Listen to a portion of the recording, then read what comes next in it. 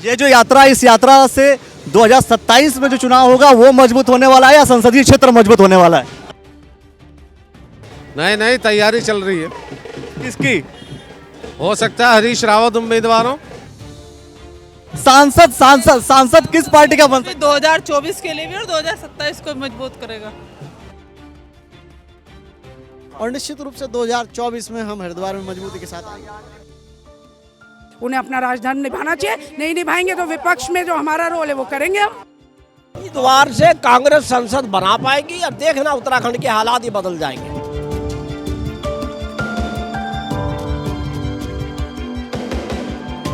मुझे ये जानना कि ये हरिद्वार जिंदाबाद यात्रा क्या है सर?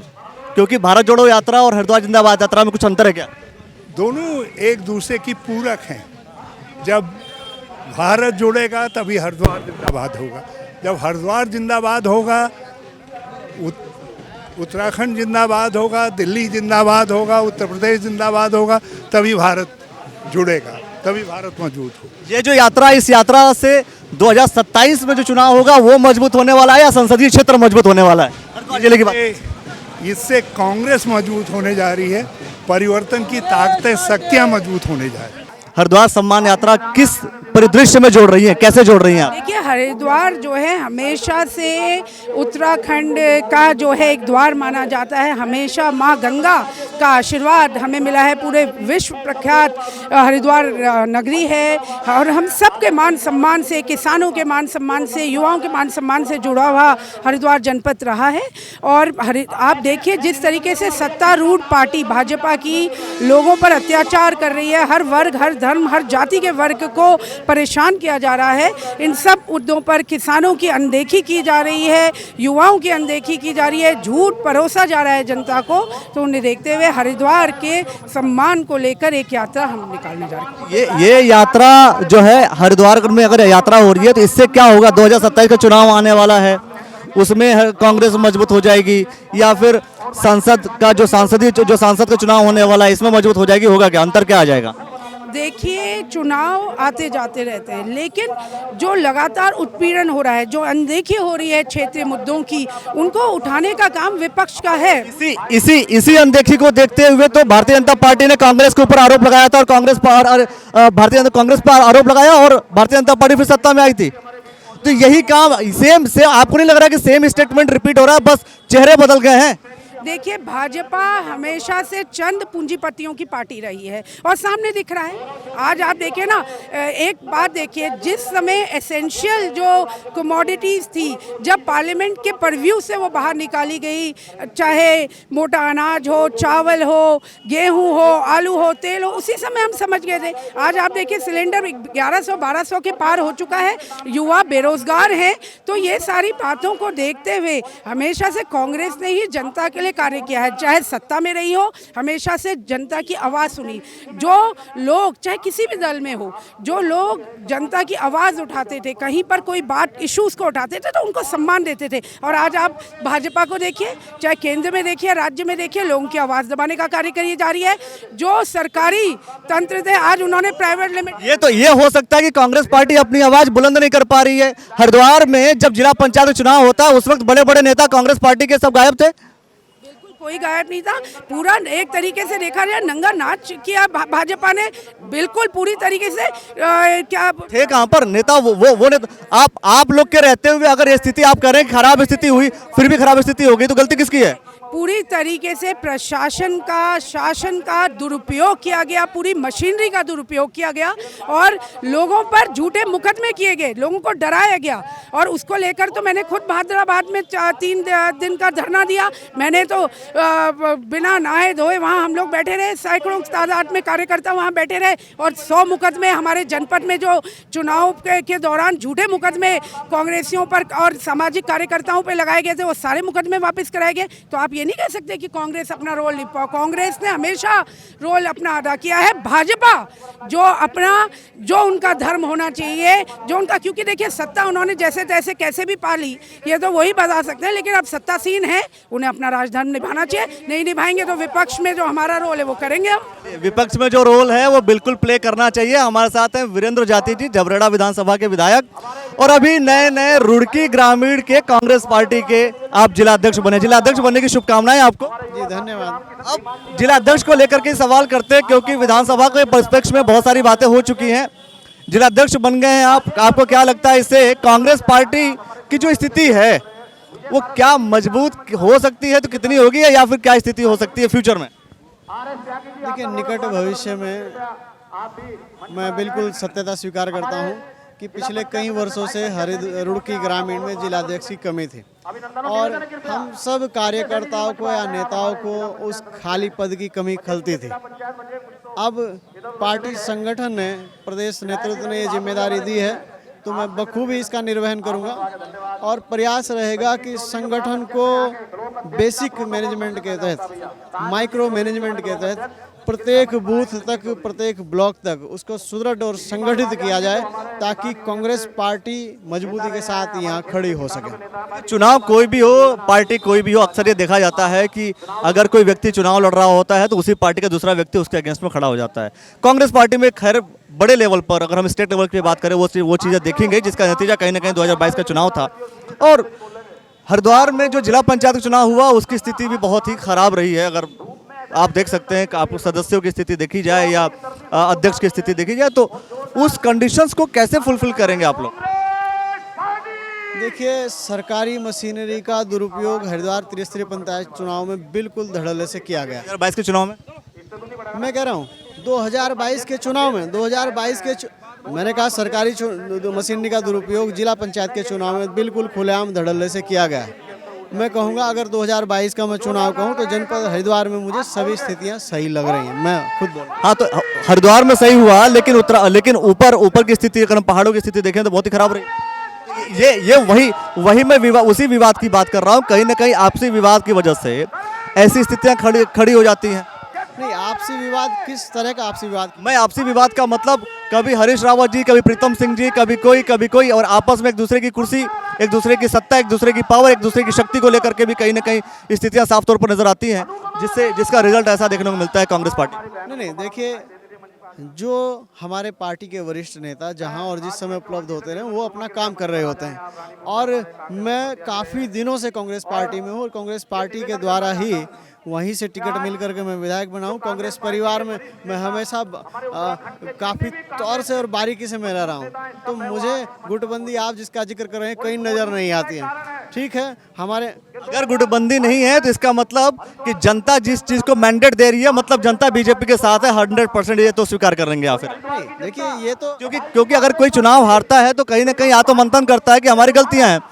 हरीश रावत जी ने इस बात का वो बात कर रहे थे, उन्होंने मुझसे कहा साफ तौर पर कि हाँ, कुछ गलतियां हुई हैं। मैं भी आपसे बोल रहा हूँ, देखिए, जनता ने मैंडेट दिया, जनता ने जनादेश दिया, तो वाकई में हमें आत्ममंथन की, आत्मचिंतन की जरूरत है। अगर हम पूर्णतया सही होते तो निश्चित रूप से मैंडेट हमें मिलता, तो निश्चित रूप से हमें आत्ममंथन की जरूरत है, और हम आत्ममंथन करते हुए खुद में सुधार करेंगे और बेहतर करेंगे। 24 का चुनाव है, अभी चुनाव होने वाले लोकसभा के। हरिद्वार जिले की बात करें, हरिद्वार की हम बात करें, तो चेहरा कोई नजर आता है आपको कांग्रेस पार्टी का? ये पार्टी का शीर्ष नेतृत्व तय करेगा। मतलब मैं इसलिए ये बात कह रहा हूँ, मैं इसलिए हम लोग पार्टी के कार्यकर्ता हैं। जैसा पार्टी से हमें आदेश मिलेगा, हमें तो कांग्रेस के लिए काम करना, कांग्रेस कार्यकर्ता के रूप में हम लोग काम करेंगे, कांग्रेस को मजबूत करने का काम करेंगे, और निश्चित रूप से 2024 में हम हरिद्वार में मजबूती के साथ आएंगे। भारत जोड़ो यात्रा का जो मुख्य उद्देश्य है, जो लोगों के दिलों में डिफरेंस आ चुका है, उस दिल को जोड़ना है। भारत तो एक ही है, पूरी यूनिटी बनी हुई है, सिर्फ हम लोग के दिल नहीं मिले हुए। उस दिल मिलाने के लिए सब धर्म जाति के लोग सब इकट्ठे होकर चल रहे हैं, जिससे हम लोग एक बन सकें। इसका मेन ये है। बहुत अच्छी बात है कि भारत तो एक ही है, दिल जो अलग अलग है, दिल को जोड़ने का काम है, प्रेम का काम कहीं ना कहीं, और प्रेम का काम प्रेम से किया जा रहा है। आज ये जो हरिद्वार जिंदाबाद यात्रा निकल रही है, हरिद्वार जिंदाबाद यात्रा, आपको लगता है कि इस हरिद्वार जिंदाबाद यात्रा से कांग्रेस और मजबूत हो पाएगी? बहुत मजबूत हो पाएगी। जो कार्यकर्ता कांग्रेस का घर बैठा है वो सब खड़ा हो जाएगा।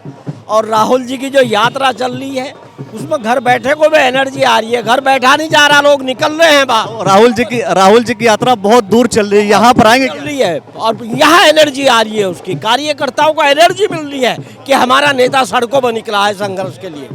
हाँ, कार्यकर्ता खड़ा हो रहा है, कांग्रेस मजबूत हो रही है और मजबूत होगी। कार्यकर्ता को खड़ा करना, ये बात तो लगभग मैं समझता हूँ हर एक नेता इस बात का जिक्र कर लेता है, कांग्रेस मजबूत हो रही है। लेकिन 2022 के चुनाव में खत्म, जिला पंचायत का चुनाव हो गया, उसमें स्थिति खत्म। देखिए उसमें कहीं हमारी कुछ ना कुछ कमी रही है। जो कमी रही है उसको ठीक किया जाएगा आगे। उसमें कमी रही है, कुछ आपसी सहमति शायद नहीं बन पाई, उसके वजह से दिक्कतें आई हैं। सांसद बना पाएंगे?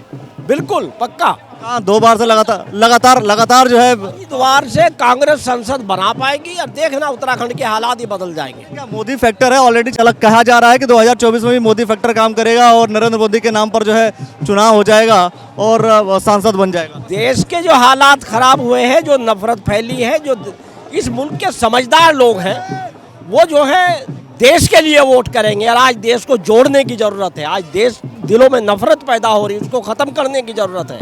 किसान परेशान है, बेरोजगारी है, मजदूर परेशान है, लोगों की आमदनी घट रही है। ये सब चीजें हैं। आप धार्मिक उन्माद कब तक फैलाओगे, कब तक जीतोगे उसमें?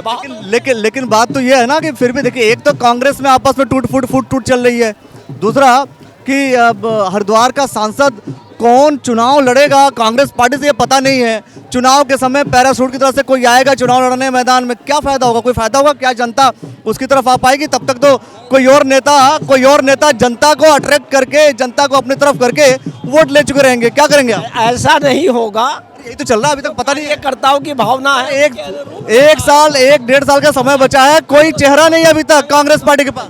कांग्रेस चुनाव जीतेगी, बड़े बहुमत के साथ जीतेगी। धन्यवाद मैडम, स्वागत है आपका। और हमारे साथ हैं ममता राकेश जी। देखिए विषय तो बहुत सारे हैं, लेकिन आज बाकी सारे विषयों पे चर्चा ना करते हुए सिर्फ हरिद्वार जिंदाबाद यात्रा की बात करूंगा मैं। क्या कहेंगी हरिद्वार जिंदाबाद यात्रा से? हरिद्वार जिंदाबाद कितना हो पाएगा? देखिए राहुल जी भारत जोड़ो यात्रा कर रहे हैं, हरिद्वार जिंदाबाद यात्रा भी उसी का एक हिस्सा है। राहुल जी की यात्रा को 2 महीने से अधिक का समय लगभग हो चुका है, तो उसी के परिप्रेक्ष्य में जगह जगह यात्राएं निकाली जा रही हैं। जिस तरह से हमारे सम्मानित प्रदेश अध्यक्ष करण महाराज जी ने उत्तराखंड में बद्रीनाथ जी के हमारे भारत के सीमांत गांव माणा से यात्रा शुरू की थी, उसी तरह से हरीश रावत जी ने आज हरिद्वार जिंदाबाद यात्रा का आगाज किया है। क्या राहुल जी यहाँ आएंगे, उत्तराखंड में प्रवेश करेंगे? उनका कोई रूट मैप ऐसा है या नहीं?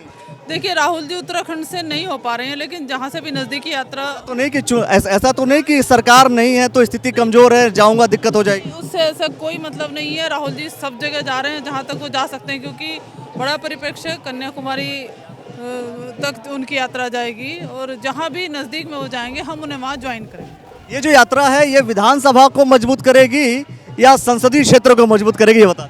ये पूरे देश की जनता की भावना। हरिद्वार के परिप्रेक्ष्य में बात कर रहा हूँ, हरिद्वार के दृष्टिकोण। हरिद्वार पहले भी मजबूत था, आज मजबूत और आगे। सांसद किस पार्टी का बन? 2024 के लिए भी और 2027 को मजबूत करेगा। यात्रा चल रही है और इस यात्रा में आदित्य राणा जी हैं। क्या ये जो कार्यक्रम है, चूंकि यहाँ की रूपरेखा आपने बनाई है, इस कार्यक्रम का उद्देश्य क्या है बताएंगे जरा? देखिए जो नफरत की आग फैलाई हुई है सरकार ने, भाजपा सरकार ने, सबसे पहले है इसका ही संदेश है एकजुटता का। और आज जो इस सरकार में, इस भाजपा की सरकार में जो आज किसान निराश है, गन्ना हमारा डल रहा है लेकिन रेट का में पता नहीं आखिर इनकी मंशा क्या है, सड़कें खराब हैं। आज अगर इनके खिलाफ आप विरुद्ध कुछ भी बोले किसी भी पार्टी को तो उनको जेलों में ठूस दिया जाता है, उन पर अनगिनत मुकदमे लगवा दिए जाते हैं। आज लोकतंत्र इन्होंने ख़त्म कर दिया है, डॉक्टर साहब का, अम्बेडकर साहब का बनाया हुआ। इसको बचाने की ये लड़ाई है। ये जैसे कई बार अवसर जब भी हम कांग्रेस नेताओं से बात करते हैं तो कहीं ना कहीं वो बीजेपी की हर बुराइयों को बताते हैं, लेकिन कभी कभी जैसे कभी हरीश रावत जी, कभी दूसरे पूर्व मुख्यमंत्री का सपोर्ट करते हुए नजर आते हैं। मैं कह रहा हूं कि आपके हिसाब से क्या बीजेपी ने कुछ अच्छा किया? एक अच्छा काम, 2 अच्छा काम, कुछ भी अच्छा काम आप ही सुना, आप बता दें तो मुझे। आप लोग के हिसाब से मैं जानना चाह रहा हूँ, क्योंकि देखिए एक एंगल धरातल पर एक काम अगर इस भाजपा सरकार ने कोई किया हो तो आप सड़कें जो बनी है, हाईवे जो बना है, क्या आपको नहीं लगता भारतीय जनता पार्टी ने काम किया? हमारी सरकार के जाने के बाद ये ना सड़क बनी है और ना इस सड़क पर एक कोई सरकारी ईंट रखने का काम इन लोगों ने किया है, एक रोजगार नहीं देने का काम इन लोगों ने किया है। चलिए उन सड़कों को भी देखेंगे। और क्योंकि अक्सर ऐसा होता है कि पार्टी के लोग सिर्फ एक तरफ चीज़ों को देखते हैं, और मेरा ये मानना है कि हर जगह पे कहीं ना कहीं कुछ न कुछ समस्याएं आपको देखने को मिलेंगी। ये हरिद्वार में आज उदलहेड़ी गांव है। इस गांव में पूरी भारत जोड़ो यात्रा चल रही है। इस यात्रा में बहुत से लोग हैं जो मिलेंगे जुलेंगे, चलते रहेंगे, और आगे चल करके भी हम देखेंगे कि भारतीय जनता पार्टी इस यात्रा के पर्सपेक्टिव में, इस यात्रा के आधार पर दूसरी कोई यात्रा निकालती है, क्योंकि अक्सर पार्टियां ऐसा काम करती रहती हैं। अन्य लोगों से भी हम बात करेंगे और देखते रहिए द न्यूज़ वाला नेटवर्क। बहुत बहुत शुक्रिया, बहुत बहुत धन्यवाद।